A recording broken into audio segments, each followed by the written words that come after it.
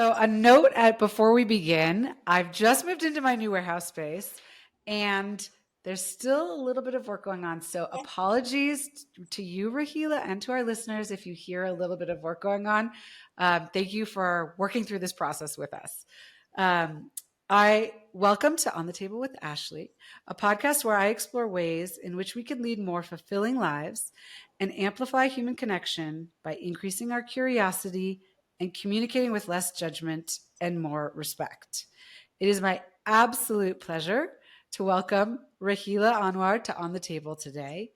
Raheela is the founder and CEO of Group 360 Consulting, whose tagline is Career Transition with Care, which we're going to talk a lot about in this episode.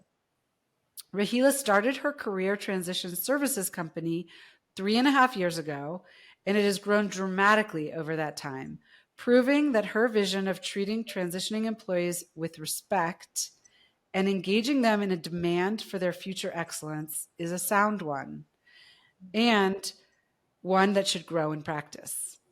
Prior to founding her own company, Raheela served in a number of senior roles, including Chief of Sales, Client Services, and North American Market Strategy for BPI Group US, and Senior Vice President and Chief Strategy Officer for Challenger Gray and Christmas, a national boutique executive outplacement firm, where she managed client relationships, developed growth strategies, and advised clients on opportunities to implement leadership coaching, succession planning, and talent development. Before that, she worked in the financial services industry as an independent consultant advising multi-asset class firms, serving as a managing director at the Ziegler Companies, and held several executive roles at the Northern Trust Corporation. A very long bio before we get to your company. The first woman in her family to have a career, Raheela has approached the undertaking with gusto, which in the short time I have known her seems to be how Raheela tackles everything she puts her mind to. Raheela received her BA in molecular biology with a minor in French literature from Northwestern University and her MBA from the University of Chicago. In addition to her exemplary professional career and educational career, Raheela prides herself on her roles as devoted mother to 3 children, wife, and community member. It's my distinct pleasure to welcome Raheela to On the Table with Ashley today. You can find Raheela on LinkedIn and her company at group360consulting.com, on Instagram at Anwar, ANWAR .Raheela, RAHEELA, on Facebook, Raheela Gill, GILL Anwar, and on X, Raheela G Anwar. Welcome, Raheela. Thank you. Thrilled to be here. I think that is the longest introduction I've done. You have the most exemplary educational and professional career. Okay, someone called me overeducated once because I also skipped the part that I have a degree from Wharton as well. But I think it's oh my goodness. I think it's just that I am like a 56-year-old who has just done a lot. I think if everyone sat down and cataloged their life, they'd have a long introduction too. So even if it's you're being what's the word I'm looking for? Modest. Very modest. You are being very modest. Really fortunate, honestly. I'm literally fortunate. Well, you make your own luck too, is what I've heard, and I believe that that's true as well. And we'll get into that. I always like to start just hearing a little bit about where you grew up and what kind of kid you were. Yeah. So part of my gratitude would have been my mom and dad. So I was born in 1967 in graduate housing at Northwestern. I was actually born within the city limits at Weiss Memorial in Chicago. I'm the second child. My brother's 3 years older than me. He's awesome.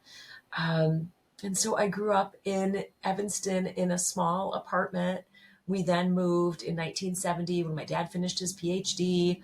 We moved to another apartment. And so people who know me now probably people just assume, right? They're like, oh, you must have grown up in a big house or whatever. No, we grew up after the apartment. My parents bought their first home in 1976, and they lived there until 2015. So that was my home. And I was just excited that I had my own bedroom. My sisters were twins, they had to share a bedroom.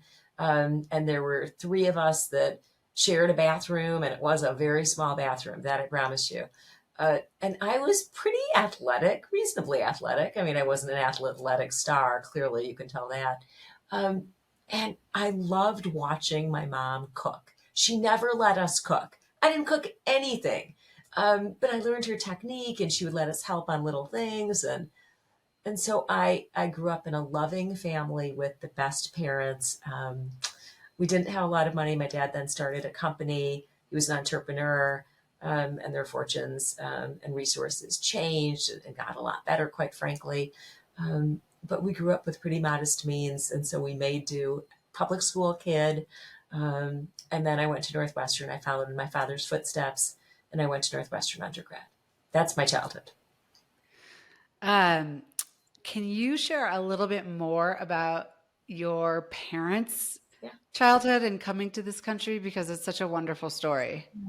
My dad was a full scholarship recipient at Northwestern. He um, had gone to boarding school as a scholarship student. They were in 1944. My dad and his entire family left Burma.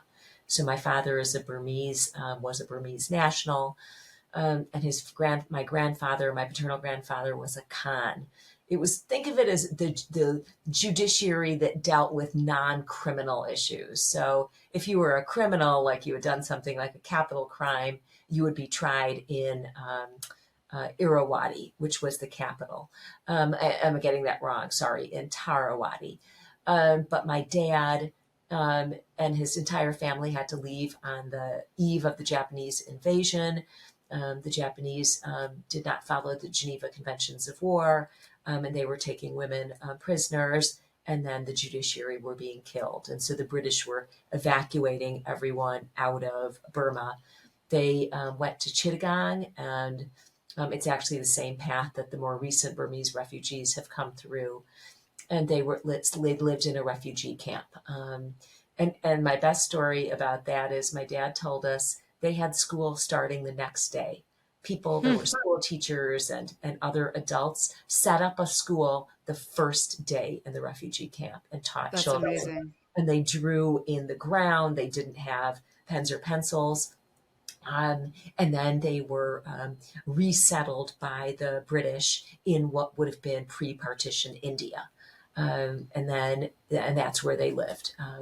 And all of them applied to the local boarding school, and they were merit scholarship students. They were bright kids. They just were smart. And then as my older uncles graduated, the younger uncles went, and then my dad was just fortunate. Again, we're very, very grateful people. He was the national high scorer on the Pakistani 3-day nationalized exams.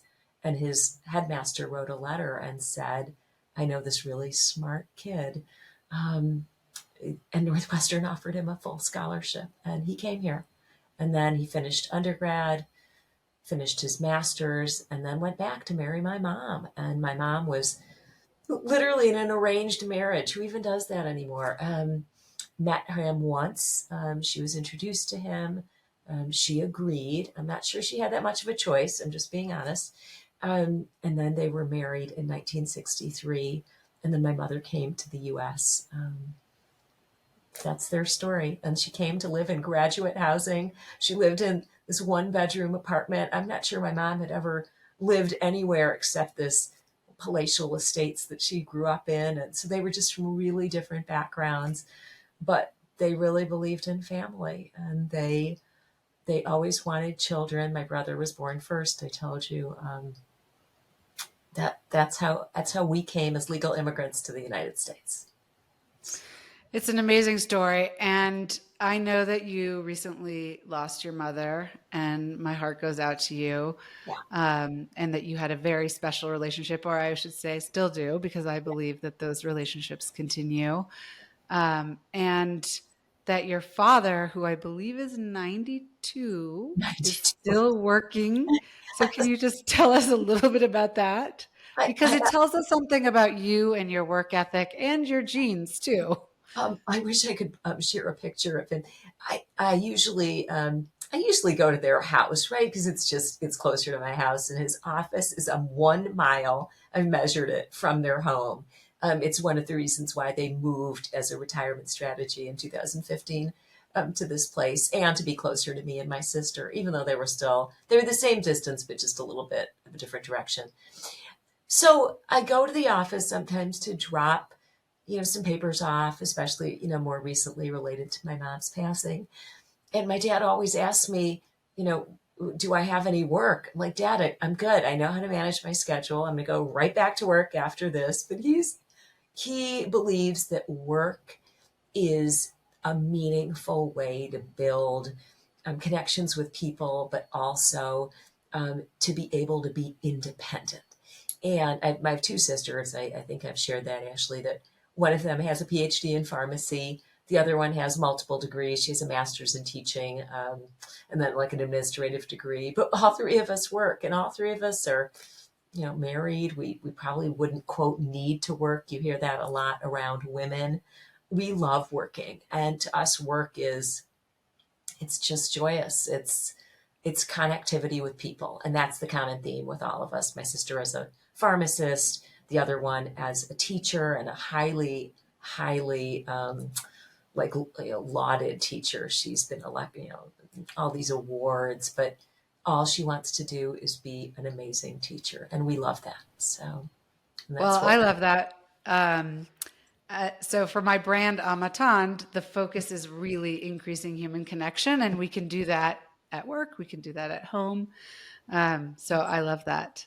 I love that. And what a legacy your parents have given you. Yeah. It's very special. And not everybody has that. Yeah. So true. So true. So true.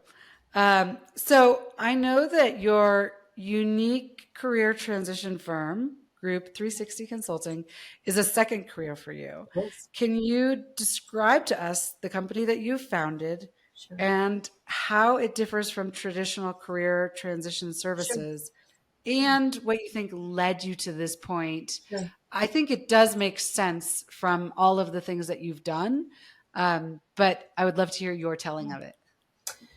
So in 2020, I think you know that in the months following COVID, there were a lot of cost structure reductions at companies. There were issues related to revenue growth because people hadn't yet figured out how to maintain connectivity. There wasn't a lot of hiring going on initially in that year because people hadn't figured out how do you not hire in person in interviewing. And some companies got it right immediately. Let me be clear. There were companies, usually global ones, that had done a lot of virtual interviewing.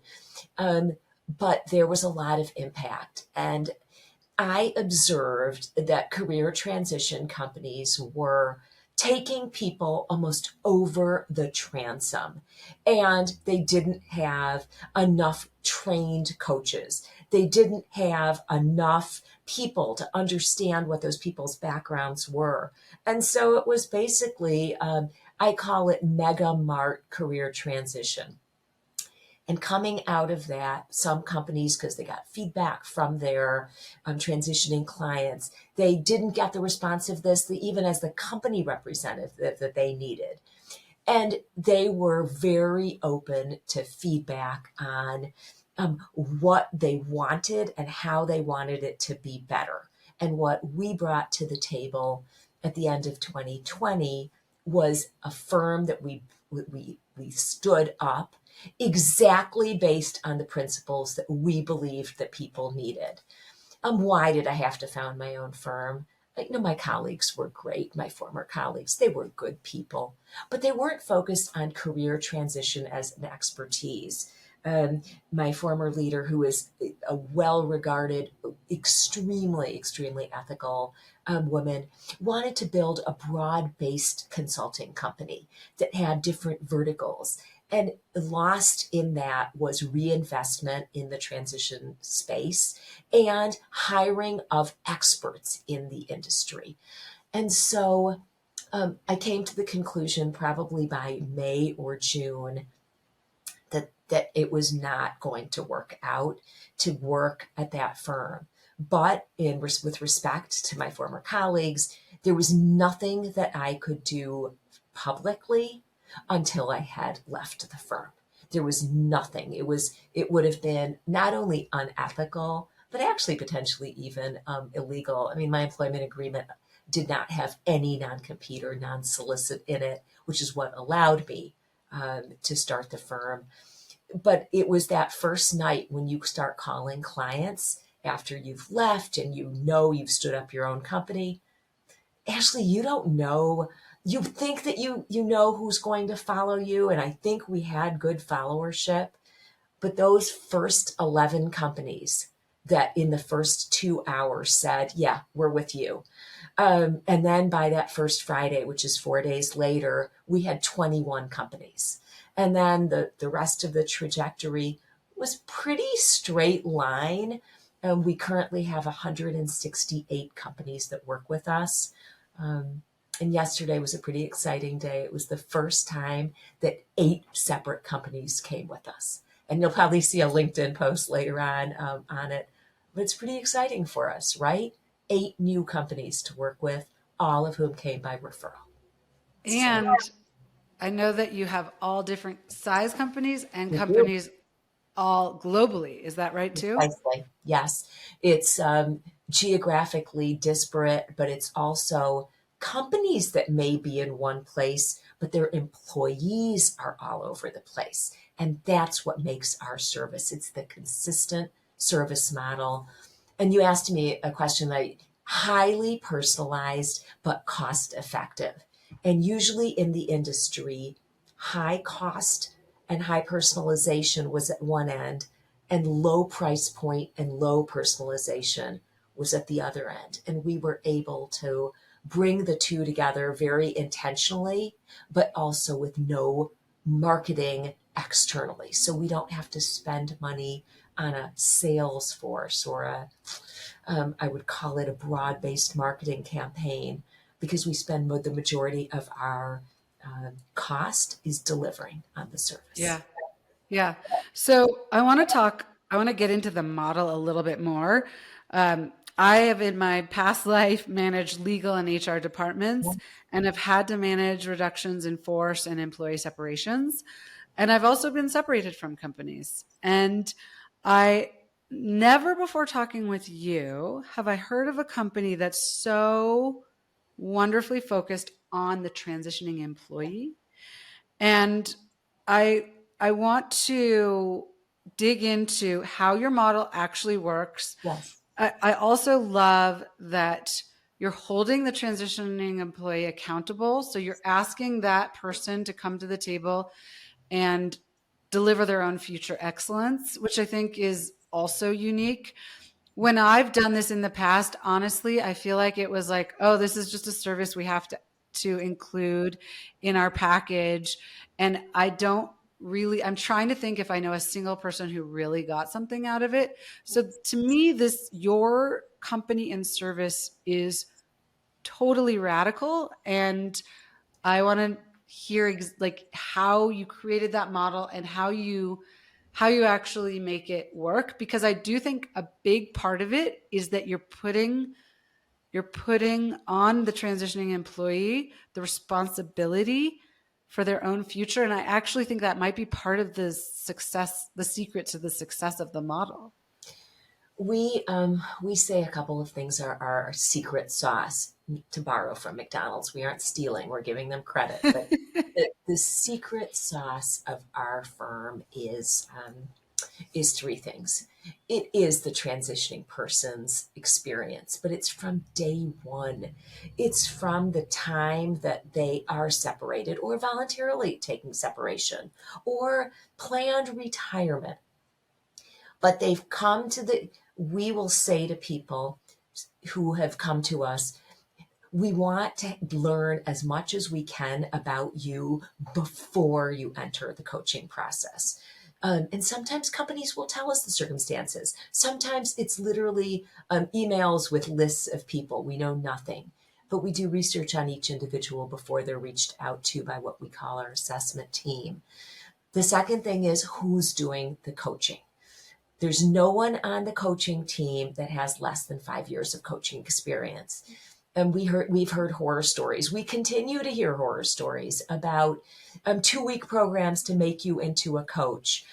Something that I call a cattle call. That's not what they're calling it, but a firm that is offering $36,000 a year, no benefits, to be a full-time coach. I can tell you right now, there is no one who you can find to be a consistent trained coach with coaching background who will work for that. And we've seen multiple ads that come through LinkedIn and come through other sources. So it's who. And then it's actually verifying that the experience has been good, surveying multiple times along the way, seeking qualitative feedback. It has to be anonymized because the one part that we believe, and unlike some of our other larger competitors, we have to be confidential around what information is shared back with the former employer. Absolutely, they are paying us, but we only give anonymized feedback and aggregated feedback.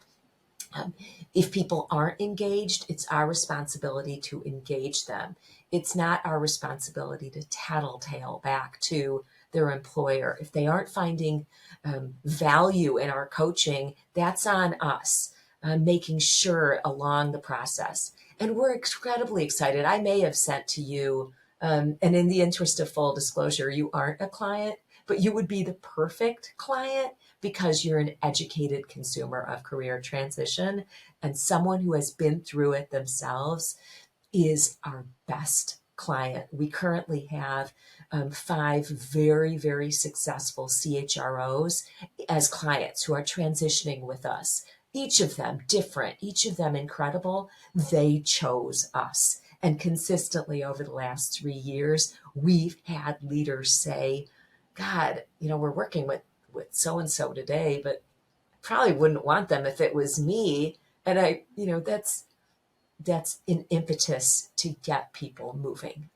in the decision process. But Absolutely. but that's the short version. Of course, we have a day-long version and like an hour-long version, but then anyone who wants more information, they know where to find us. So. Okay. That sounds good. Is there anything else you want to talk about in terms of your company and the process that you have built and how you're scaling the business? Because it has grown pretty substantially. So I'm interested in hearing about that. And then anything else that's unique. I really just feel like your service is so unique and people should hear more about it. The proprietary nature of the way in which we introduce both transitioning people to alumni, and transitioning people to industry contacts is another really unique piece. Of course, we're teaching people to harness their own network, but we're also teaching them that's a lifelong skill. One of the questions that we often ask people is self-assessment. On a scale of 1 to 10, how do you see yourself as a networker? And that's at the beginning of the process. And then later on, we ask them, did you learn from our process? Would you be able to be an alumni? And nearly everyone, I think in the last 3 years, maybe there's been 2 people who've said, don't send anyone to me. And it's because their work is so overwhelming or their family situation. But our research and data, by the way, Ashley, shows someone who's been through active transition and has been helped by others is 4 times more likely to help someone else. That is just a remarkable statistic. And it leads through to the quality of the service.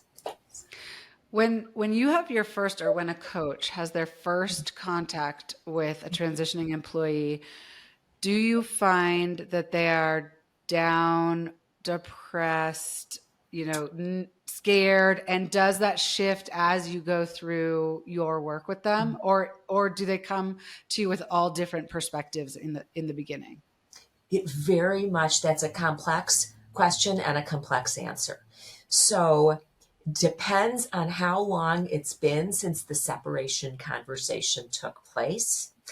Every single person has had a conversation with one of our team members. And so the coach already is prepared with some background information. They are aware of the individual's work history or background, whether or not they have a LinkedIn. We've asked that. They know what role they played, how long they were with the previous organization. And so there's a lot of preparation that makes the individual, by the time they meet with their coach, already confident that they will be getting help and that they know what the process will look like. They know what tools will help them develop. They know how we get feedback from them. And that's what makes it really an interesting question. Usually the lowest point of someone's transition journey is within 72 hours after learning of an involuntary separation. Okay. And we, if we're given that information, and often we are reaching out before the end of the business day in which we receive that information. We actually, our internal process is one, even if someone reaches out over the weekend, someone from our team, including me, I'm in the rotation, is going to be getting back to that individual because there's a reason. If you reached out at 6 a.m. on Saturday, trust me, after 12 years in this industry, there's something going on that made you reach out, and hearing back is going to make you feel better. Absolutely. I mean, I think that is the beginning, is that you are really focused on this person and want the best for them. And people know that. I have to believe that people really understand that from the beginning. It's also, the proof is in the pudding, right? It's not what we tell the company. Of course, if you were a senior person, the GC at an organization, the people, industry participants are going to tell you what they think is going on. To be fair, they may not actually know, because the disaggregation of sales or new business acquisition from the delivery is where some of the flaws or breaks happen. And that's something that we've integrated at our firm. Do you work with employees at every level or only certain levels?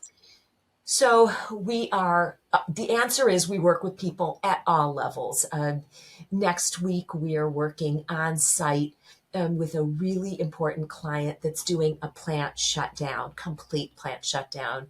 Those will be people, everyone from the distribution workers all the way on up to the general manager. We are well known in the industry because of the work that we've done with directors and above. Those people have a louder voice. They are the ones who are often asked by other employees, how was your transition journey? So the answer is we've done work with Spanish only transitioning people, not bilingual. Because we have a fully bilingual team that works with them. But what I'm saying is, when you treat the people of the leadership ranks the same way, of course, leaders get more, right? We are paid more for that work. Their opportunity set is usually more narrow and more highly compensated. But we get excited when everyone says there's something about this firm that's doing better work than we had before. And that's a higher and higher bar, by the way. I think I sent you our annual client service survey results. When 4.95 out of 5 is our overall result, and 71% of people say these people exceeded our expectations, I'm worried, because then the expectation's higher, and then how are we going to exceed it next year. But I'm not worried about that right now because we're doing things that exceed expectations too. Well, and it's a good problem to have. It's a So very another question is, do you work with any industry or are you industry specific? And if you do work with any industry, and you talked about having, global people in different languages and different cultures, how do you manage the different industries, different language, and different culture? yeah. So the answer to the question is we are industry agnostic. The only industry that we are not actively soliciting, and we don't have a lot of representation, is pure tech. That's just not a place that we have invested or where a lot of our transitioning people have gone. So our greatest industry representation right now, CPG, financial services, and industrial. Those would be the largest.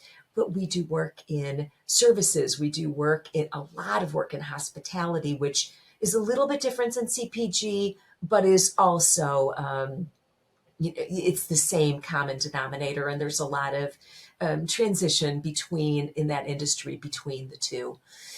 The hardest thing for us is ensuring, and we belong to a partnership. That's how all global work is done. And it's almost in every country, the best known brand leader that is a both boutique and high touch provider. And so that's the way we deliver the work. For example, you wouldn't know this, or you actually knowing you would, that there are two different dialects in Thailand. And it's important that the individual be coached in their dialect. When it comes to countries like Malta or Dubai, those are countries that you need to know what language the individual wants to be coached in. It could be Arabic, it could be French, but it really could be almost any language depending on whether they were an expat or a local. And those are all questions that you need to ask before you do coach match. I mean, coach match, that's only a scheduling process. And we have had so much feedback from individuals that, like, the company was told that I would get a coach that was matched to me, but the coach said they knew nothing about me, or it was a scheduling process. That's just not coach match. So can you talk a little bit about what coach match is and what makes a great coach? So you said all of your coaches have at least 5 years of experience, but it's got to be more than just years of experience. There have to be either characteristics or skills that make people very good at it or not as good at it. 100%. So, so there are a few different things about coaching, let's call them methodologies, that it's easier for someone if you ask them at the beginning. One of the most divisive philosophies is, do you like a more prescriptive approach where the coach is leading you through? It may not be the sequence of the coach's activities, but they're more directive in their approach. The second approach, we call it a more creative approach. You're getting guardrails. Of course, your coach isn't just leaving you along the way, but it's not as directed. It's easier to go from prescriptive to directed. It's a little bit harder to go from directed to prescriptive once you're within it. But that's one thing that we ask. And coaches need to be able to coach to that. And they have preferences themselves. Some coaches love this idea of explaining to people what other people have done along the way that's worked well. Second thing, personality match. Are you a more casual or a more formal communicator? It is really important that the coach understand what your base communication style is. And some people will say immediately, 70% of people, when asked that question, immediately say one or the other. Some people will say it's situational, right? It's it depends on what I'm in. Is it a performance conversation? Is it a more networking? But those are two of the specific examples of things that coaches need to learn. And then also core methodology around making sure that the tools, I mentioned that earlier, the resume, the bio, the LinkedIn profile are well done. And then the interview skills must be iterative. You can't just train someone once on interview skills. They get feedback in the market and coaching to understand what feedback they're getting from the market along the way and helping them refine their story and how they answer questions. Do you know what the first number one and number two hardest questions are for someone to answer without coaching out of the box? Okay. No.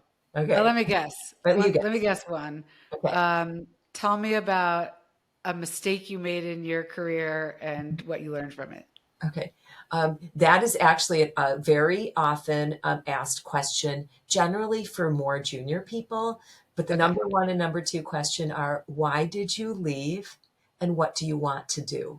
And what do you want to do is such a question that can have great opportunity, but it can also be filled with a lot of pitfalls. It's almost like a positive rabbit hole or a negative rabbit hole. Right. And that's one of the things that we coach people starting almost day one because they're going to be asked almost immediately. Right. And like you said, it's a huge opportunity if they know how to answer it. It is, Yeah. and get them excited about this pivot to something positive. Why did I leave? Um, when it's a public restructure and there's a lot of press around it, and I've done a lot of those with the teams, I'm going to tell you, never has there been a better thing that happened to the transitioning person because it's so public, the Right. impact. And they don't have to spend a lot of time explaining why they've left. It's on the front page of the Wall Street Journal Right. or multiple times. So, Right. but those are usually Um, companies. and then, so you said you work with partner organizations, Too. presumably for language and time zone and those kinds of things. Well, So, but how do also you? it's really important to understand the legal um, environment as well, as you know, with work councils in Europe and mandatory leave. Um, it would take a lot for a coach who doesn't frequently get someone from, let's say, Switzerland to be able to keep that, and also local networking. So Absolutely. Absolutely. But how do you ensure that they follow your model and your requirements to ensure, as much as you can ensure a successful outcome? sure. We believe that the survey methodology is one. We think also the high quality of organizations that are within the network are just, they are the gold standard. They may not be, I call it the value. There's great value, but they aren't the lowest cost provider. Um, in some cases, they are. But we believe that the screening process by which they join, number two, the feedback that we get from transitioning people, and three, the same constant, I call it lifelong learning. So they're participating in the same coaching updates. And methodology they may have their own local methodology. So just to be clear, they may not be using a US centric methodology, but we know that they are using great coach hiring and coach training. Okay. Okay. Um, what have I not asked about the model that I should have? You didn't ask about how we communicate back with clients. Yeah. You didn't ask about our responsiveness standards, which we've been able to keep to even with the tremendous growth. So once a year, we ask clients how are we doing? It's anonymous, and they get back to us, and that's where our survey results come from. Each client representative is touched at least once a quarter. So we don't take these clients in and then just sort of forget about them. And so that's another unique thing. We aren't so focused on new client acquisition that we forget about the people who are paying our bills and who care and who ask us for advice on difficult separations. And that advice, here is what, let's pivot to responsiveness. We have a 2 to 4 hour response window for all inquiries, and virtually all inquiries are answered on that call or on that Zoom. And that's really unique. We aren't, it's like being in a used car sales where you're sitting there and you're waiting for the person to go check with the sales manager and then they come back. All of our team is empowered to make decisions on pricing. They're empowered to make decisions on client care, whether that's the immediacy of response is because of our team. It's because the team cares. I think I care a lot, but I'm just the public face. Each of the clients always has multiple client contacts at Group 360. And when you say to me, how is it possible that we get this response? It's because that's where our focus is. It's our existing clients. And again, having gone from 20 to 167, the fact that we can maintain that is important to us. It's one of our core values. That has to be during business hours. Actually, bizarrely, I'm a little bit of, I know we're going to touch this topic, a little bit of an email reader. And the team, because of the way we're constructed, so much of the team, I encourage self-care on the team. I encourage personal time. We said we knew we were a fully grown-up company when we had a baby on the team, a grandbaby on the team, someone who's engaged and getting married in December. That's the joy of sharing. But I would say the team, because we encourage self-care and some exercise maybe every day, there are some other people besides me who also like just checking in at night, checking in. Okay. Okay. That's their choice. We're not trying to, oh my God, the devil. I'm not trying to make this into The Devil Wears Prada. I love the movie, but you get it. So, yeah. Okay. I wanted to talk about your relationship with your first mentor. Sure. Who was the CFO at one of the companies that you worked at and who passed away a few years ago. And you told me a pretty moving story about attending the memorial.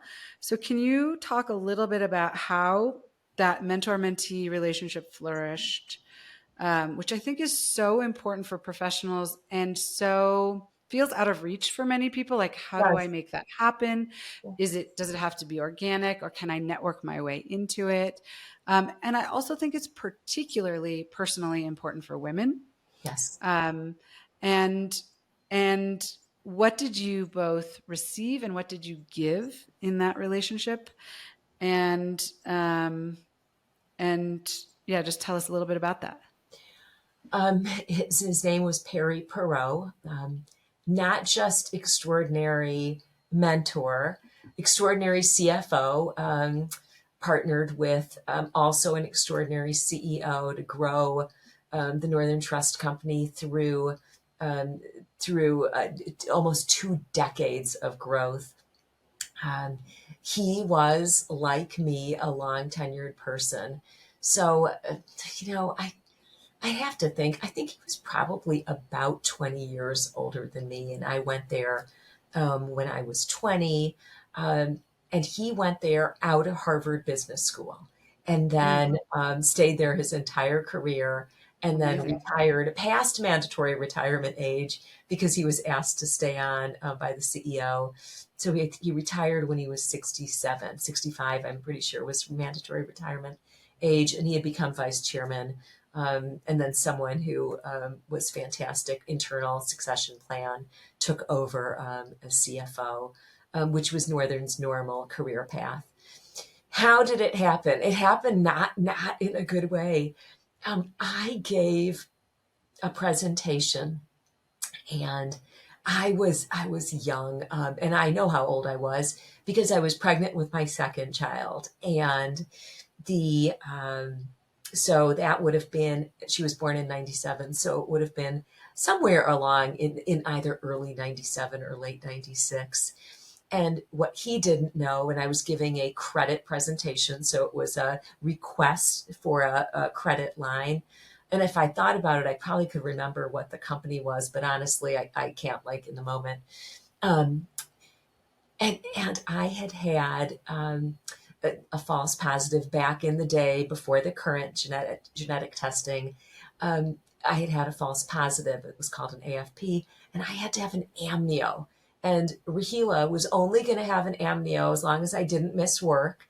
And so it was at 7 in the morning, and my husband's a doctor. He's a NICU doctor, and so he got an appointment for me. And I'm going to tell you, it was miserable. It was the worst. On a podcast, it's not important to discuss the details, but it was painful and it was emotionally difficult. And I was a very, very small person. And so they had a very hard time finding a place to get the fluid. And I showed up at 8:15, 15 minutes after it ended, and was ready for my presentation. And so we went up, and I was a little bit off my game. I'm a little bit of a scripted person back then. Now I've become virtually unscripted. But I do a lot of preparation for presentations. You saw that as you went back, as you asked some general questions, and he hated it, and it wasn't a very good presentation. And we got approval, but he noticed that something was wrong. And so his assistant called me, and she was his longtime assistant, just an extraordinary woman. She's now left us. She left us too early, Dee Plavsic.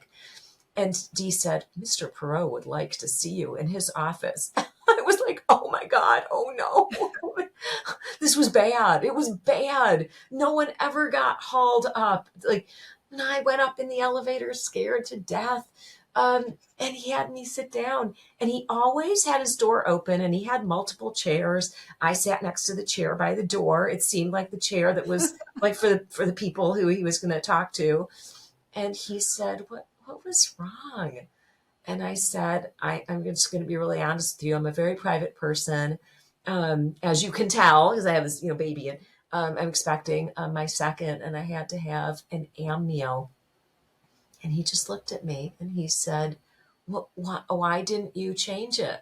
The presentation? I said, because the client needed it, whatever. And he looked at me and he said, that makes sense. Okay, well, let's talk about this later, but don't ever do that again. And I thought, hey, so I'm not going to get, yelled at or fired. It wasn't his way. And I wrote that day before I left the office. And do you remember what interoffice mail was? I'm so embarrassed to Yes. even admit this. No, I do Put it in remember. an envelope, and then it goes up to the more, everywhere in the world. So probably somewhere. My first job, there was like a little, Yeah, somebody would take it around in a little. And we had the most wonderful person who did it at Northern. But so I wrote a note apologizing and saying that it obviously, to be honest, there had never been a presentation I gave that wasn't crisp and perfect, and it just was bad. And I owned it, and I wrote him a note, and I said I appreciated his graciousness, and that he was willing to give me direct feedback. And within a couple of days, his assistant said, Mr. Perot would like to schedule a lunch with you. And I thought, oh, I wonder if he's going to now yell at me. But, he was not a warm and friendly person. He was a very structured person that had not a glare, but a very direct look. And he controlled all of the reward and recognition for bankers, because as the CFO, he sat on all of the more senior credit committee. and was widely respected. His word was the word. And at that lunch, so of course, I wore my good suit that day. You know what it's like I was pregnant. It was like the only suit that probably fit me. And I was not as engaging. I was very serious. I was like, oh, such a pleasure. Thank you. And we went to his club. It was one of those old men's clubs in the city. It was wonderful, but it was, um, and I still remember it. It was a buffet, and I love buffets. I just love buffets. And he said, first we'll get our salad. And I thought, yeah, I've been here long enough at Northern to know that first you get your salad and then you come and sit down. I grew up in a family where, and that'll be a whole different podcast, the things you learn when you go to work when you don't come from a family that's well off. That'll be like a whole different podcast. And then I got my meal, and I remember thinking, you only pick things that are easy to eat, right? You don't pick the chicken breast where you have to like sigh at it. And we had this conversation about what I wanted to do, and he was really interested in my in my background. And then it became clear, which I didn't know, that through a very odd circumstance, he had actually met my father. It was the strangest thing. Um, my father, I think I mentioned to you, my father is an entrepreneur and owns a highly successful engineering consulting company, extremely well known nationally and globally. But his former company, where he was just head of the engineers, had gone bankrupt. And my father was the single largest investor in the ESOP because he had saved money for so long because my mother didn't work, and he was always worried that something would happen to him and then my mom would have no money. And then he put it all into the ESOP, and the company went bankrupt. And the Northern Trust Company was the lender. And my father, at the board meeting in which the vote was taken to do something that ended up being a bad decision, was the only person who had voted against it. And then during litigation, he was one of the people who was deposed, and was viewed as being extremely honest. And that's how he had met my father, because the loss was a large one for Northern. Um, and so he dug, and it was, I'm thinking an hour lunch. It's like 2 hours long. And I'm thinking, you need to go back to your job. My job's like down here and yours is up here. But he took an interest. And then he said, we'll meet again. And I thought, okay. And his assistant would periodically, 2 or 3 times a year, call, and we always went to the same place. And then years later, that would be 6 years later, because then I was pregnant with my third.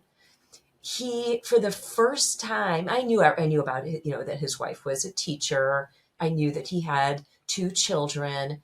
6 years later, he told me the story of how he and his wife had never been able to have children. And then one day she wasn't feeling well and she was pregnant, and it was a dream come true for them.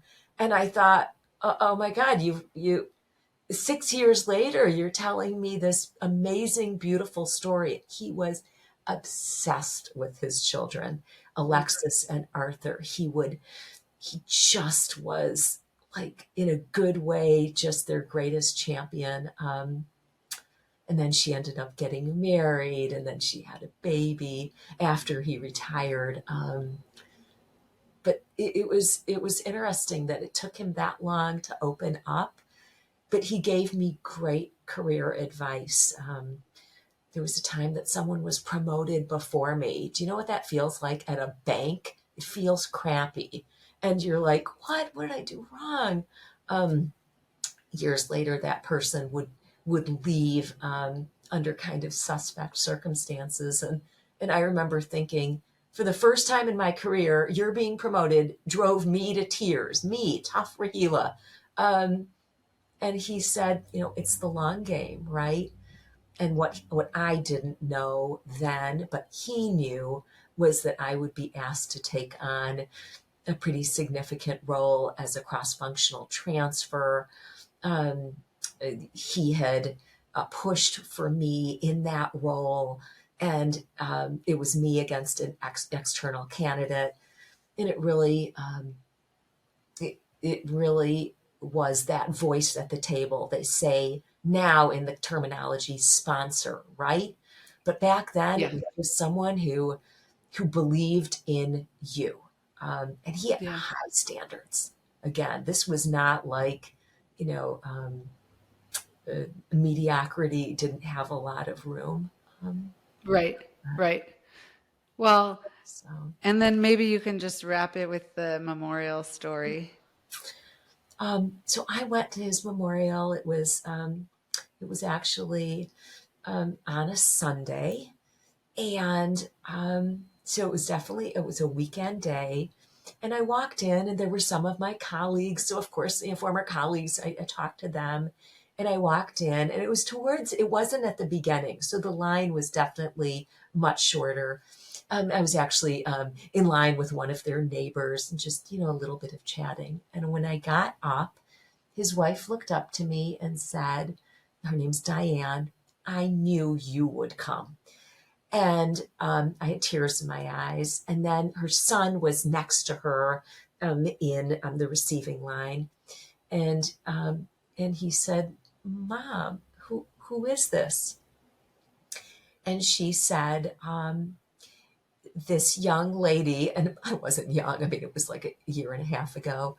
Um, was a daughter to your father at work, and I I don't like, did I think we had a little bit of a paternal relationship? I mean, maybe, but I just thought that he was so tough on me that, like, I guess I knew he cared, because even after he retired, we would get together for lunch, maybe once a year.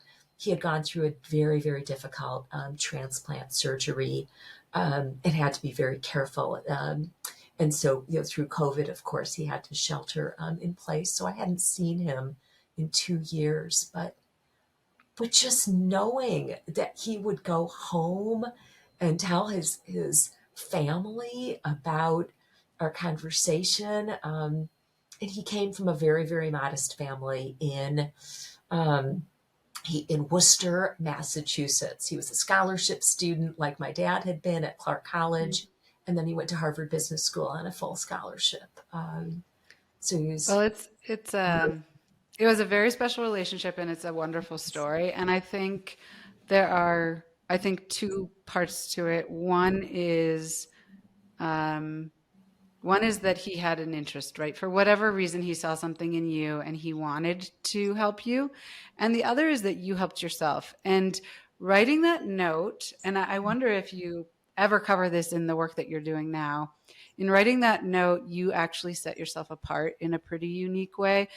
And I did that once in my career too, where it was actually after I had left a law firm and Sure. I wrote a note to one of the partners that I worked with and I just thanked him. I thanked him for being a wonderful human and for everything that he taught me. And we are still in touch and friends today as well. And I think, so many people think about writing that note and Yep. don't write it. So if there's something that you take away from this conversation, it's write the note, That right? is so Because so powerful. few people actually do it. Ashley, that is so powerful. So we're gonna wrap up the mentor story, but I'm gonna share something. I shared it on LinkedIn right after he died. Let's just say his office had a lot of piles of papers, and so retiring was kind of like a long process. And he would come in on the weekends apparently and try to get ready, but he had to read everything before he threw it away. So the day it was his last day, I rode up in the elevator to go to say goodbye. And he says, "Wait a second, Raheela." And he was super. It was hard. It was a hard day for him. And he says, "I have something." And I was like, "Oh, really?" I thought he was going to give me some old credit memo or some old book that someone had given him. And he went and he took out a folder, and it had my name on it, and it had every single note I had ever written to him. I mean, I've got to tell you, I realize he was a little bit of a hoarder. I'm being honest with you. Um, Maybe he had a bunch of like envelopes, but after every single lunch, and especially after some really tough meetings that we prevailed at, and that he would say, this is the way in which a presentation is done. And then my teams winning, it was a pretty spectacular end, right? Write the note. Keep the note, actually. We don't have time for this, but in my little right-hand drawer here, I have some pretty special notes from people. That's so lovely. Um, Yeah. um, Okay, now we're going to talk about being a workaholic. Being a workaholic. Oh, God. We'll So, see how much time we've got. So so you are a self-described workaholic. I am. I definitely went through a time in my career where I could have described myself as a workaholic. The word has a negative connotation, as in working too much to the detriment of other aspects of your life, generally your family life. I think honestly that it's a much more nuanced concept and deserves a lot of discussion. And it may be controversial in today's sort of mantra of work-life balance, but I think for many of us, there are times in our career where we need to devote ourselves first to work and second to other people or endeavors. And then there are other times where it flips around. And your personal life needs to take center stage and work needs to be in the background. And I don't personally, after giving it a lot of thought, believe in work-life balance. I think the term work-life design makes more sense to me personally, which is a concept where we mindfully determine what role work and personal aspects of our lives push and pull over time. And it does shift over time. One thing I think can be fraught from a legal or HR perspective, but I think is really important and part of our future professional worlds, is that who we are outside of work necessarily influences who we are at work. And I actually think your newish 3.5-year-old company is a perfect example of that. So if there are things that we're going through in our personal lives, I actually think it's healthy and helpful and to find appropriate ways to discuss that in our professional lives so that we can achieve our potential in both areas of our lives. So can you talk about what being a workaholic means to you, the good, if you think there's anything bad? Do you think it's a result of your upbringing and the sacrifice that your parents made for you and your siblings? Could be, do you think it's genetic? There could be a genetic tendency. And then how do you think about that now as your children are out of the house Yep. and you and your husband are thinking about the years ahead? I know it's a big question, but I think it's important. I think one other. So let's start with how I got this way. 100%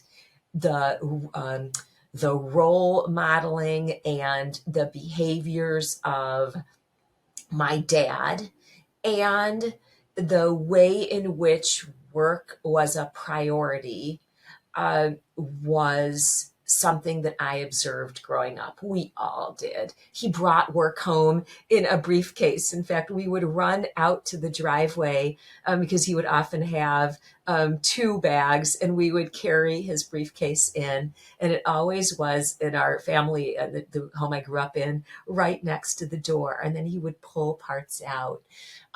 Sometimes he would have magazines in there that he got at work and that he was going to give to us. We only got Time Magazine and National Geographic at home my entire life. And so other magazines he would bring home. To us, when our dad traveled, and in many of my roles at Northern, I traveled extensively. The funny story I have about that is there was a man who couldn't travel, who had some family circumstances that required, he had a needs related to one of his children. So I took on the additional territory, even though I had 2 little kids that were, 2 under 3.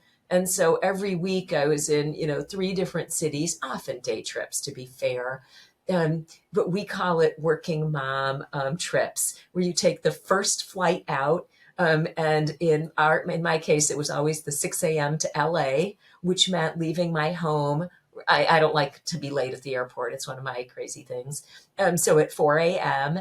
And getting to the airport at 4:25 or 4:30, and then working all day, maybe spending the night and seeing clients, and then taking the red eye either the first day or the second day home. And you can do that actually. I mean, LA, um, and see at least 4 clients in a day, if not 5, because of the time zone.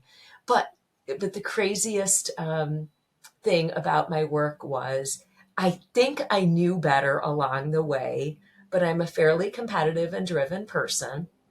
And I look back now and I look at the advice that I gave either moms, other people, on what it would take to be successful. And I think that's completely changed now. All of these devices that we have that allow us connectivity. I was a Pilot BlackBerry user and it transformed my life. I could not be trapped at, the computer screen. Um, to me, the negative connotation is when you either do it to other people, the devil wears Prada kind of way. I never did that. I did it to myself. That's the most interesting thing. But in hindsight, the older 2 kids, and we had, forget the quantity, the best, we had the most and the best childcare ever known to mankind. She was a better mom than me. Her name was Mrs. Leonora Barton. We called her Dawn, or Dawn. The kids called her Dawn E. And she had discipline. She was a trained professional nanny with all the love, but also the discipline. And the only thing that I did myself along the way, and I still do, for me, cooking was my way to connect with my family. It just was like my piece left behind. So even when I would be gone for a 3-day trip, we would know, she knew that this meatball spice went in the meat, make the meatballs, and then how to make the curry, how to make the casserole that I made on a Sunday. That would be, Monday's meal for them, because I had to fly out on Sunday night.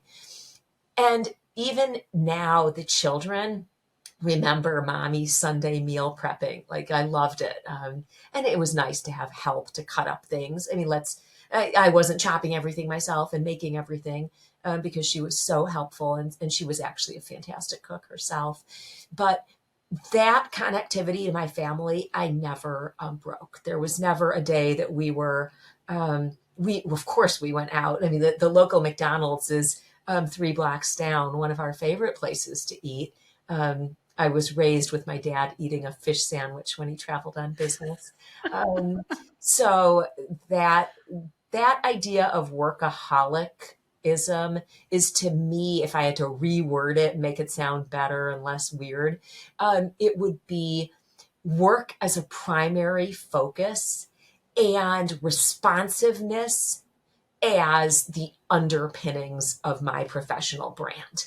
And sometimes that means doing things in the moment or at night. All of my client thank you letters to, my teams would take me out to meet clients. I took them with me on the plane. So I would have a nice cup of coffee or a cup of tea on the plane, always with my own tea bag, because I don't drink, even though I love United, no United tea bags. And I would handwrite the thank you notes, or I would draft the email thank you notes, and my assistant would have them out the next morning, and they went out in the next day's mail. And that made a difference over time in client relationships. And even in our firm right now, it's the hallmark of one of the things that we do. During COVID, Ashley, never was there a better time to build connectivity than by asking people, what is your home address? Like, what are you doing?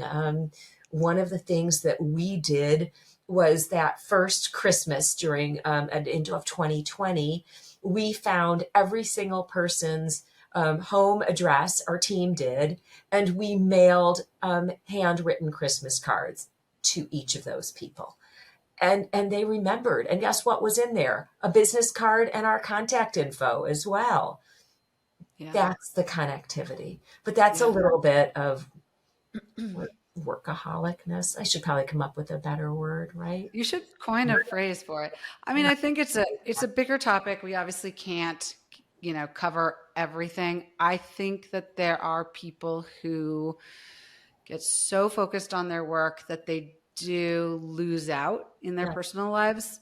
And I don't think you've done that. And I also think that, and I think you worked really hard to do that. And then I also think that, just to speak for myself, like, I don't think I would have been the best stay-at-home mom. I think that we have to be true to who we are, and our kids or the people that we love, they see that, right? Kids are pretty smart even at a young age. So if you're doing something that's not fulfilling you, I think they would know that too. So, but there are societal norms that we still have to, work through, I would say. That's even today. And people have opinions. I'm sure you were judged. I certainly was judged. And so it's hard. It's hard. My beloved mommy, who was like the best mommy ever, the best grandma to my kids, doing all the stuff that like I couldn't do. Sometimes when my flight was late, bringing over a big pot of biryani, which is our favorite meal. But after my third, she looked at me just with like disdain, and she said, "You're never going to quit, are you?" I'm like, no, I'm not going to quit. She'd given up. Like she had that little brief window between the second and late that I would like, yeah, I'm never leaving work. That's not happening. But and my dad was like, don't listen to her. Like, Dad, I have to listen to her. She's my mommy. But And you did actually stay home for a while. for 3 years, When I think it was when your children were in high school. the oldest was in high school. The Yep. oldest was in high school. So, did you decide to do that because you felt like at that time your children needed more of your attention, or, what led you to that decision? So probably a confluence of things. Financial services was in shambles post 2008. So the timing couldn't have been better of the big one going to high school. Um, the second thing is I'm attached to each of my children in different ways. He's the one who was like the one who I spent time with. Like he was the one who would sit in. In our old house we had a very small kitchen, so sitting together was like sitting like right next to each other. And he was, through the years when we were young, I was 26 when I had him. He's just the one who probably has like the most in common. And I came to the conclusion that those were the only years that I was actually going to be able to spend time with him. At that point, he wanted to go to college out east. We didn't know that he would follow me and his grandfather and go to Northwestern. But even then, college, we never saw each other except during the breaks and during like weekends because he was busy. He was engaged at college. We tried to make it like an experience but high school, just knowing his friends. Last summer, we were he was in the wedding and we were wedding guests of one of his closest friends. And the girl, she said, I remember the first week of high school, you gave me a ride home. Her mother is a gifted college counselor. And September is a crazy time for her mother's business. And so, and she's the baby of her family. And so whenever I would pick him up, I'd be like, sure, of course, I'll just drop you off. She lived not far away. And she said, I still remember you guys, you and Adnan who's my son, would just talk the entire time. I mean, even now, I was speaking to him this afternoon. I said, I have a lot going on. I speak to each of my kids at least once a day, if not multiple times. It's not long. I mean, I've got a company to run and they have work and, school, but, to me, that's important. I didn't feel like I could do that when I was in financial services. I was in Mm-hmm. back-to-back meetings. There was no Zoom. Someone was waiting outside, or I was traveling. So the clean break was probably the only way that I could do it, Ashley. Mm-hmm. Um, And you did it. And really did. bravo. I mean, and then you came back and into the workplace. So when it was time. Okay, a bit of a shift. Okay. You mentioned when we talked previously um, that you lived some years as an anorexic, Yes. Yes. and I was wondering whatever you're comfortable sharing with people about that journey and how you now talk about feeding your soul, and so how you found your way to Yeah. that. I think would be really um, helpful for people to hear. And then also how your experiences around food shaped how you parented your own children. Yeah. Food makes me smile. Um, so I think the headline is, and then I'll go back, but the headline is, would I ever let my daughters go through what I did to myself? And the answer is unequivocally, like, absolutely no, never. Um, so it starts. I was a very slim child growing up. I played golf in high school. I rode crew at Northwestern. Not hyper athletic, but always, as I mentioned at the beginning, athletic.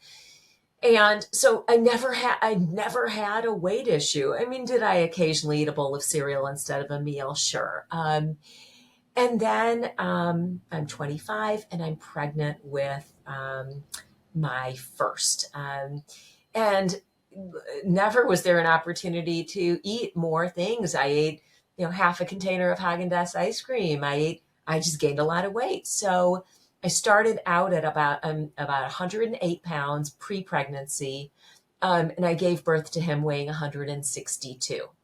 And my husband's a NICU doctor. My mother was certainly not going to discourage me. My mom thought that my having a baby was like the greatest thing that ever happened to her life, and she was so ecstatic.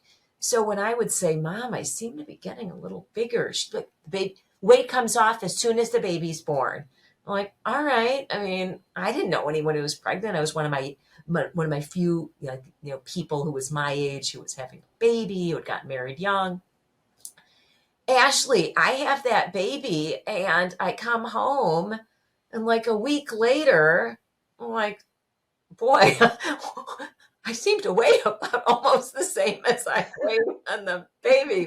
And my mother is like feeding me omelets and like, like, and all of this. And I'm not feeding the baby myself. And so it's not like coming off. Um, and so I became so like concerned about self image. What was I going to wear at work? My clothes didn't fit me. I have this baby to take care of that is not eating and not sleeping. And so that I'm consumed by that. And so I checked a book out of the library and it talked about how you just need to eat less. And I thought, I'm a disciplined person. I can do that. And so I eat less and I take the baby for a walk. He was born April 10th. It snowed the day he was born, so that's not a good thing. But it's a warm summer and I'm off and I go for a walk. Well, first once a day, then I'm walking twice a day. Then I'm walking from my apartment back to my parents' home, which is like, it was about 5 miles with the baby in a buggy. And the weight starts coming off. And, it's crazy. When you lose weight, people don't assume you're sick or something's wrong with you. They tell you you look great. They Yeah. tell you you look awesome. And so then I go back to work and I keep at it. And people are like, wow, you seem to be doing great. And pretty soon, over time, in less than 7 months, I weigh 99 pounds. Mm. I can't even believe I did that to myself, and the level of control and precision by which I do it. And along the way, like 3 people in the world, my close friend Wendy, my dad, Even my husband, who's like a little bit alarmed but doesn't want to say anything, um, and another friend are like, Raheela, you're really thin. And I think it's great because everyone else is like, you look beautiful. Wow, all that baby weight's gone. And it's a self-fulfilling prophecy. Um, and it went on for almost 2 years. And it wasn't until I contemplated how can you get pregnant and give birth to a new baby? What would that do? Because I'm telling you, that first time I ate everything and it was delicious along the way. Um, and I learned that, by this time I'm 29, um, that you can keep doing this and spiral because from 99, the next plateau is like 88. And then it never gets, but I had a supportive family. I had good nutrition. And in the end, I think my love of food overcame my love of that, that bone thin. And quite frankly, I'm glad that I was able to overcome it before I started losing bone mass, because once Yeah. you lose it, you just can't get it back. I mean, I'm still a relatively slim, but not, I mean, for my age, but not, I, I won't do that. I eat 2 meals a day minimum with definitely some snacks. And to me, cooking is the way that I just deliver healthy nutrition to my family. And I use very little oil. And typically, Pakistani food has a lot of oil in it. I'm just being honest. But I learned to make things that had really, really high taste profiles and that were filled with flavor rather than things that were bad for you. For example, one of the first things you gave me that beautiful cutting board, the first thing I cut on it were onions, a big pile of onions, because onions are like the superfood, right? Yeah. Ginger and garlic are so good for your gut, turmeric. And so you take someone who's really good at doing what they set out to do, and then I learned nutrition content of. I still am not where I'm at when it comes to fiber. But you're reading all of the stuff in the newspaper about how nutritionists now suggest 70 to 85% of your meals should be prepared at home because you control the quantity, you control the composition, and you can substitute things. Whereas in many restaurants, it's butter and oil. Right. That lead to the consistency. Does And that, do you think, did that affect how you parented your children with respect to food? yeah, I was lucky that it was when my son was a baby and when he was young. But even now, when we talk about weight or we talk about nutrition, my son said, Mommy, I always knew when you were on a little bit of a diet because you'd make our meal and then you would eat either honey nut Cheerios or honey bunches of oats. Those are like my go-to cereals, or cornflakes are actually is my third. Um, and you would eat that when we were eating dinner. So to me, it's about portion control. I like to eat the same thing as my family, but just make it healthier. And I would involve the kids. The children were always interested in cooking. And it was something that I hadn't learned as a child. And we involved the kids much more. And by the way, among all my, the number one failure in Raheela's life is being a baker. Worst baker ever. I'm lucky that I can give you some tips. I'm actually a pretty good baker. I need all tips. My three kids are just significantly better bakers. I have like two go-to recipes, one from Ina Garten and one from a internet influencer. Beyond that, no, I have the best bakery nearby, and that's what I do. That works too. But cooking, I definitely involved the kids more. Taught them to grocery shop and meal plan and meal prep, because it's not just the actual cooking. It's learning quantity buying. It's learning what things you can do in advance. Um, and I seem to almost always have amazing neighbors. A young family has moved in next door, and she said, "I'm going to learn to cook," and I said, "I'm going to teach you," and it's just going to be a matter of time because she has that basic like desire for great flavor, Yeah. and she just Yeah. doesn't have the time. She's got three beautiful little kids, and it's hard. It's hard when your kids are Yeah. little. This is a whole nother podcast we could do. It is. It is. Yeah, meal We'll prepping and have to how to be. schedule it. Yeah, I would love to talk to you, and I'll be on my iPad, showing you while I'm using your Perfect. beautiful cutting board. That sounds amazing. So, Okay, I have another question. So you told me that your three favorite things currently are cooking, ironing, uh-huh. which I find shocking, and mentoring women. Yes. Can you Yeah. share what these, you talked about cooking, but the other two, what they Yeah. bring to you? And in mentoring, can you give your thoughts on the most effective way to Yes. find a mentor or mentee? Yeah, I will. Ironing, and this is going to be short because, of course, it's some crazy thing. So when we moved to our home, our basement wasn't finished. It was like this crappy, like old 1912 basement. And when we built our new house, the builder said, "We are going to make the like laundry room area as a gift to you into something really nice." And I was like, "Oh, I can't wait to see this." And it's beautiful. It's really peaceful. It's extremely clean. And I don't believe that anyone irons better than me. And so like, a ball gown like that's, or a napkin, it can be anything in between. I'm really precise. I iron, I use steam. I just, it's peaceful to me. And I'll often be listening to music, or I don't put it in my ear even. I just play it on Spotify on my iPad. Um, and like it, when I do it, I feel like it's a finished product. And like I just enjoy it. It's very strange. You're not the first person to say to me, "Did you just say ironing?" I'm like, "Yes, I said ironing."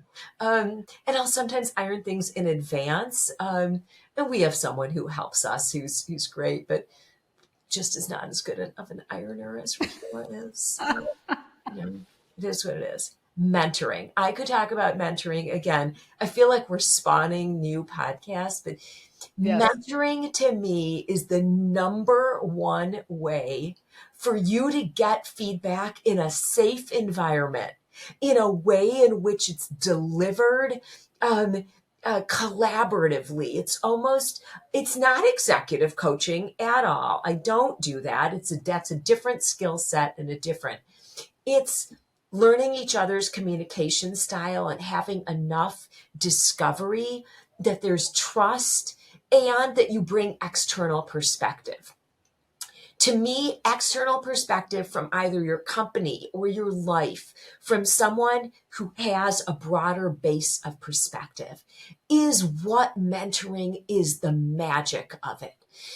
And the hardest thing is to find someone, and it doesn't have to be organic. I believe that whether it's through a university, whether it's through some mentoring programs where it's not your leader at your organization, especially if it's with someone who has worked somewhere else. I have had at least one mentee, if not multiple mentees, for the last 25 years. And I told you, I benefited from mentoring. I don't think it has to be women mentoring women. I think that's actually a flawed structure. There are many things about that are helpful, especially when it relates to family structure. I may have mentioned this to you. I'm in a very traditional marriage. My husband doesn't know how to cook anything. He might say he knows how to cook one thing. He doesn't know how to cook anything. We have more traditional roles. I do more of the entertainment and the structure around entertaining. But to me, those things they span like older people. I learned so much from people who are older than me about marriage. We didn't get to you asked me a question earlier about empty nesting. I have rules of the road for empty nesting too, by the way. Maybe we can get to that at the end. But to me, this idea of developing a relationship with someone who gives you perspective, who listens to you, active listening, and maybe challenges you a little, but in the end supports only you. And there are some organizations that do paid. I have never accepted compensation. I won't for mentoring. I just don't believe that that leads to the best relationship. But I think there are some organizations that have good mentoring built into their fee model for the organization.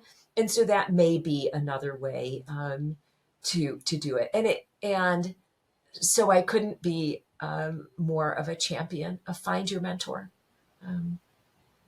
And either at work or through a university or maybe some community organizations. And I think it has to be sort of like your coaches, like it has to be a good fit It does. ultimately. It Yeah. does. And you can also there's also a little bit, people who run their lives in a pretty structured way are actually great mentors because they're never going to miss a meeting or rarely, and you get that continuity. I would say my only piece of advice to mentees is be flexible and be the person that sets up the next meeting. Someone like me looks forward to it. Not right now because it's Ramadan, which is great, but I've never met a cup of coffee that I didn't want to drink, or a cup of tea, or meet someone for a little treat like a cookie, or and it doesn't always have to be a breakfast or lunch. I guard my evenings really carefully.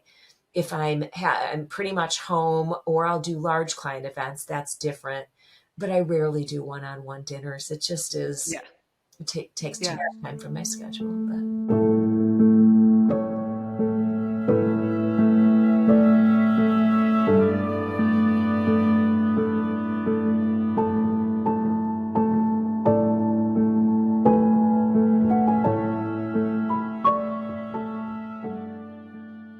So I started the On the Table podcast to coincide with and amplify the mission of my brand, Amatand, an elevated everyday tabletop brand with a goal of increasing connectedness among people. And each week we send our guests a product from our current collection. Raheela, you received our wooden cutting or serving board, our kitchenware oil, and our Listening is the Language of Love cocktail or appetizer napkins. Our launch cutting board is one of my favorite items, and I use it almost every day. Dylan and I went through a number of prototypes in the design, and the realization of this piece, in the end, we went through like a number of different providers, and we wanted a super high quality, and it is made in Indiana of high quality red oak that should last for many years if it's properly cared for. The key features are the cutouts on the bottom for ease of picking it up, moving it, and setting it down. The size, which I think works really, really well, both as a charcuterie board or a functional cutting board. And the beautiful decorative design, which includes movement that you'll see across our glass products as well. We added the kitchenware oil as we learned how important it is for the longevity of a good cutting board to regularly oil it. And I actually now, one of the things that the person who makes these boards told us is every time you wash it, dry it immediately. And then I try to put on the kitchenware oil and then leave it overnight. So our kitchenware oil contains a blend of linseed oil and tung oil that's blended and prepared in a way to make it cure in a more reasonable time frame, and it has no additives. Tung oil is harder but very thin and typically takes a number of coats, whereas linseed oil is bulkier and fills in the pores of the wood, which makes it seal the wood better. So we get a harder, more durable finish that still fills the pores by blending the two together. The combination of these two oils also has a higher elasticity than the separate oils, making the finish tougher and better able to withstand wood movement.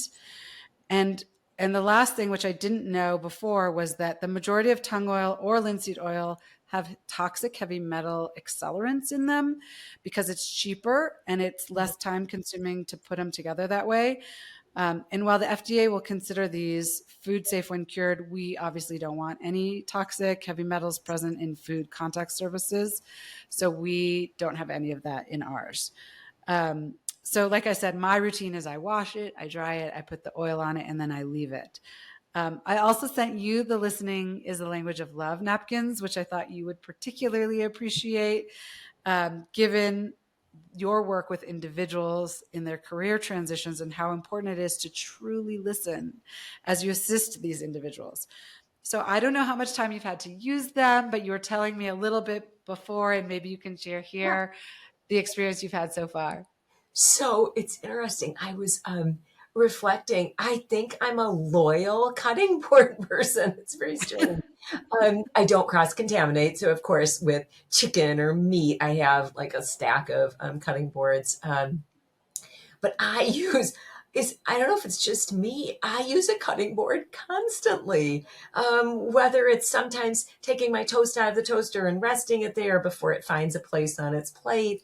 I cut up a lot of vegetables because I just and I'll occasionally have more than occasionally some cheese and crackers during the day, and I'm not going to take out like the marble board. I'm just going to use it.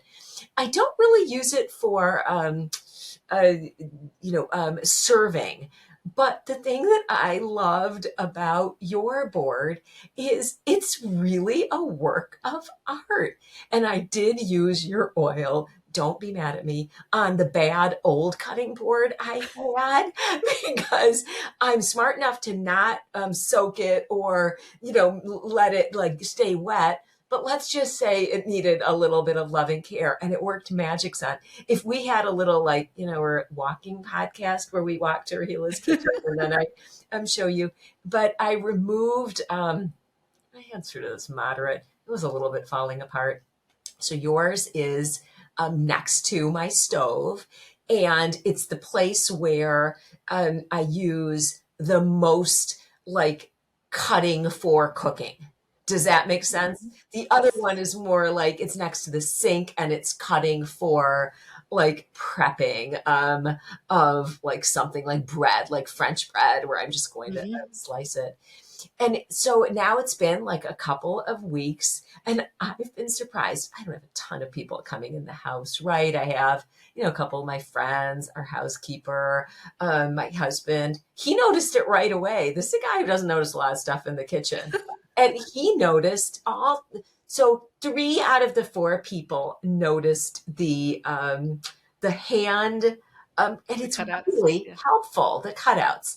Yeah. It's also I may not use it, but I might if I served like a prime rib or a Mm-hmm. tenderloin. I think it would be really cool because that way the juices can run off. Mm-hmm. There's nothing more disgusting than serving something in like a big pool of juice. Um, and my son's birthday is April 10th. He'll be 30, and we're giving a birthday party at our home. It was going to be a surprise, but now it's not going to be a surprise. And I'm planning on putting some of the charcuterie on there. I have not perfected the salami rose, and there's a woman who does great boards. She's a woman entrepreneur, and I'm probably going to have Bab do my son's boards because Raheela's not like I'm not doing any boards. I just can't. She tried to teach us at a women's event that I went to, and I was like, yeah, it's probably not happening. I do remember salami river and salami roses, but I've never done that, yeah, but not happen. But I love the board, and then the napkins. I put them. So of course I put them in my private stash because I don't want my husband using them with and we entertain quite a bit. I like having people in my house. There's a woman who's a coach who was a client, a transitioning individual, and today she stopped by. She brought me a beautiful little tin of tea, but I gave her my tea. We just sat in the kitchen. It's this is what my home is about. Of course, I meet with people all over the place at their offices, at our offices. Um, But to me, this is why we built this house. We've been back 15 years. And the children's rooms, empty though they are still there for them. So, Perfect. Well, yeah. I like to end every podcast asking the same 5 questions. Okay. Okay. So hopefully you're game for that. I'm up. So the first one is, as we explore in my brand on Matand, objects can hold a lot of meaning for us. They can tie us to the past, enable us to enjoy the present moment more, or even take us into the future. Can you share an object from your life, whether you still have it or not, that holds a lot of meaning for you, and tell us why? Okay. Until this moment, I wasn't sure what I was going to say, but I'm going to show you these two bracelets. These two bracelets were given to me when I was in high school. My mom wore them at her wedding. She had Mm, a set of 8 of them, and they were her mother's. And mm, gold bracelets are a very traditional wedding gift from families. They're very costly now, so most people don't give big sets the way they used to. But my mother gave me a set of 12. These are separate from those. Um, and then my in laws gave me a set of 12, which are just beautiful. But these are my absolute, I never take them off, even in airport security, unless they force me to, because they always ding off. Um, and they remind me of my childhood. They remind me of continuity. I don't take them off in the shower. They're just part of my life. And so the two anecdotes about them, when our son came back from college at Thanksgiving that first year, so he's a freshman, he's been at school. He was sitting, I still remember he was sitting at the kitchen island, and he said, Mom, you probably don't like realize this, but there's two things that I really miss about you when I'm at school. It's the clinking of your bracelets, and mm, I had never noticed it ever. mm. And the smell, I wear the same perfume, and the smell of your perfume. And I was like, wow, you just don't notice it. So as my mother went along her dementia journey, she forgot a lot of things. She forgot how to cook. And she was still very, very loving. And among all of the things, there were like 3 or 4 things she still remembered. And she would point to my bracelets every day when I go over, and she would say, I gave these to you. They were my mom's. And she would say it over and over again. But she remembered eh, that those were the bracelets that she gave me. She gave them to me for my high school graduation. Um, That's amazing. so That's I amazing. love them. So that's Thank the you. Thank you story for along sharing with. that. Okay, can you share a favorite tradition with us? It could be something from when you were a child or something that you did with your children or anything at all. So it involves food, and it all started when we would come back from trips with the kids. The kids who had no interest in going home. We always went straight from O'Hare to my parents, and then we left the kids at my parents, and then we would come home and unpack. I mean, and we traveled a lot with the kids. And then we would go back to my parents, and we always had this saffron rice dish called biryani. It was chicken biryani, and it was my mother made it exquisitely. She would spend all day making it. I have the shortened version of it that I make. Wonderful, beautiful saffron, everything. So when my kids went to college, or even when they went away on trips, it was the one thing that I always had made. It was in the oven waiting for them. And even Mm. now, when they came home, most recently, it was in the oven. And yeah, am I quick at making it now? I mean, relatively quick, but it's like it connects our family. All of my children's friends have eaten it at our house. When someone like isn't feeling well in the neighborhood or has a baby, it's the first thing that I make and take over. I don't put as much, green pepper in it or spice. But everyone knows about my biryani. Sometimes I post it on my Instagram, not too often. Um, but Well, I that think I'm is gonna have what to I come love out about and it. have your biryani. 100%, 100%. You have to come. Or I'll take my little. I'm sure the airplane. They wonder what the smell is. I make my spice mix. I toast the cumin. The most recent saffron is from Morocco. From our trip there. But yes, I have biryani will travel. I promise. Okay, So great. Well, yeah. you kind of talked a little bit about this, but I always like to ask people if they're in a phase in their life when they enjoy entertaining in their home and why or why not. So you said that you do. Do. Can you tell us what you love about it or if that's changed over time? I love entertaining because it connects you to the person more deeply, and they'll always remember it.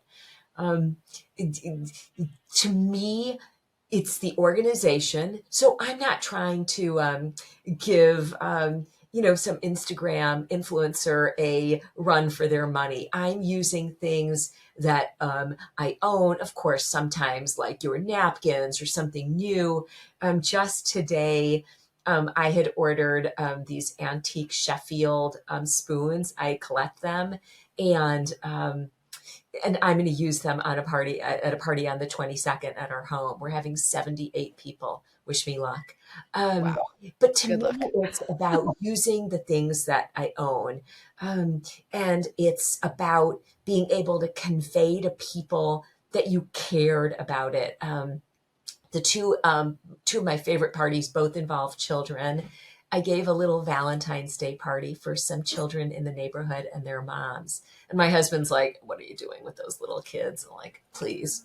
It was so much fun. It was a high tea, and we had cookies and sandwiches, and they loved sitting in my dining room with and it was all china.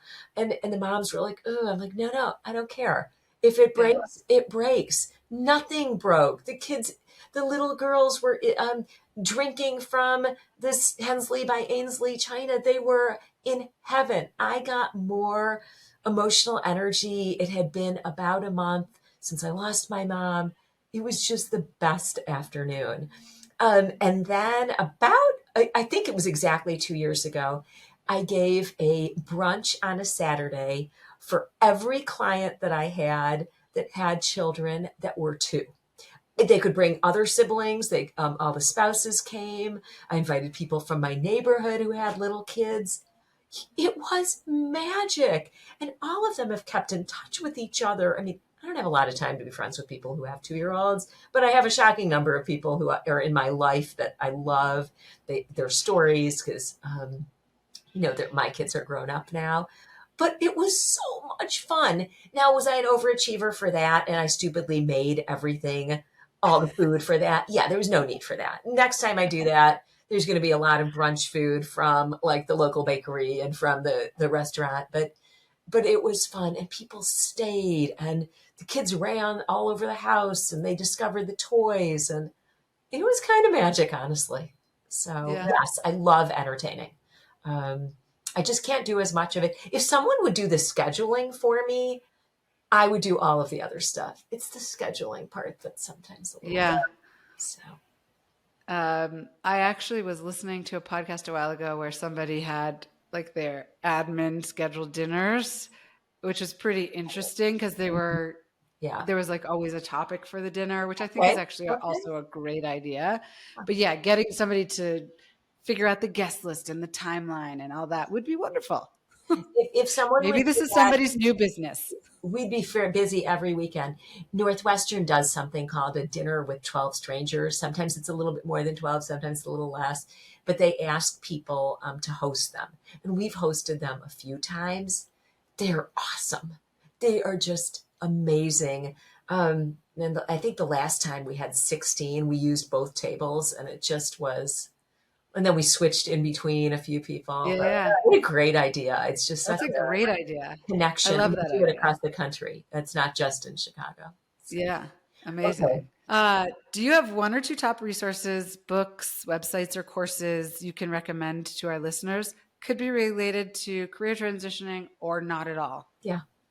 I am an enormous fan of the HBR series of both articles, research. I mean, I didn't go to Harvard. I have no horse in this race. I just love the content.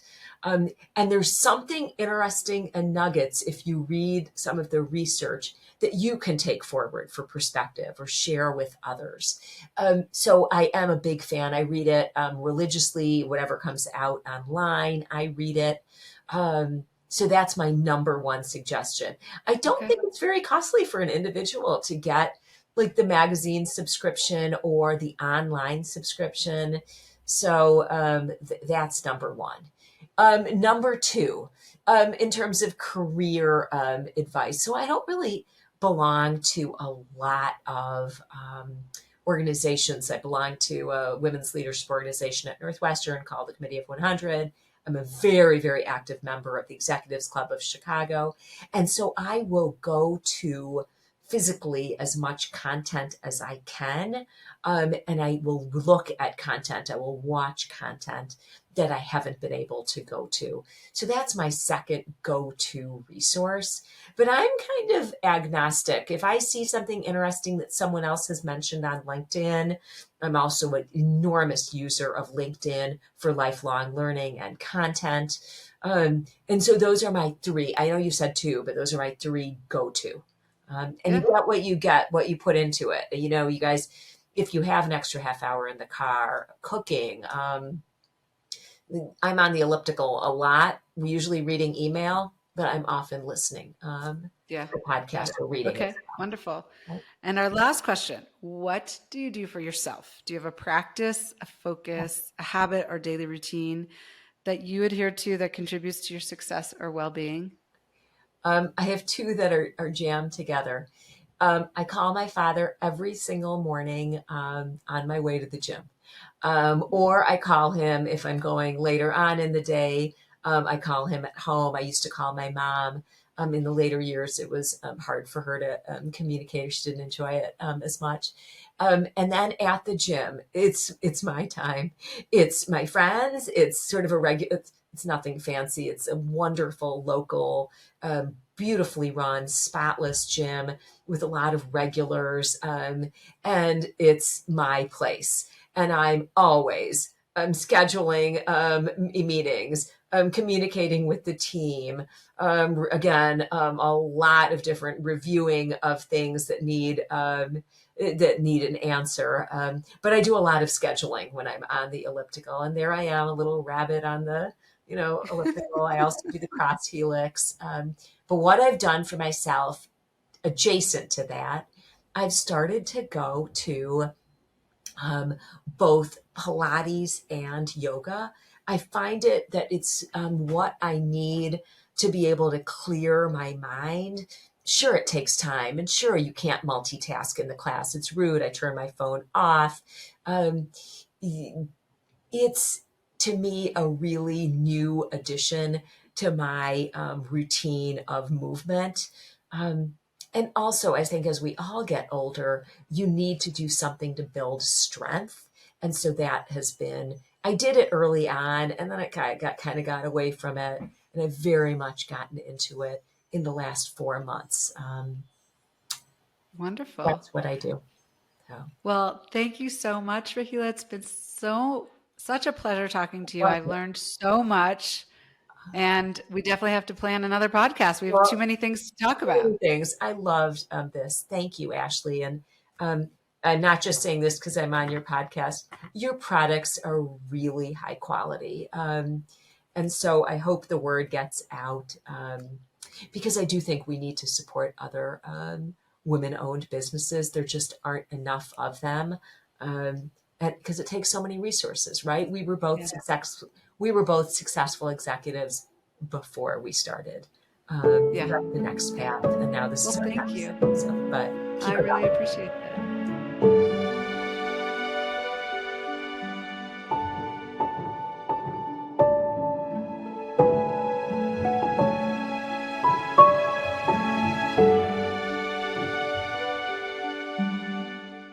Thanks for joining On the Table with Ashley, where we'll meet individuals with thought provoking perspectives from their varied life experiences and professions.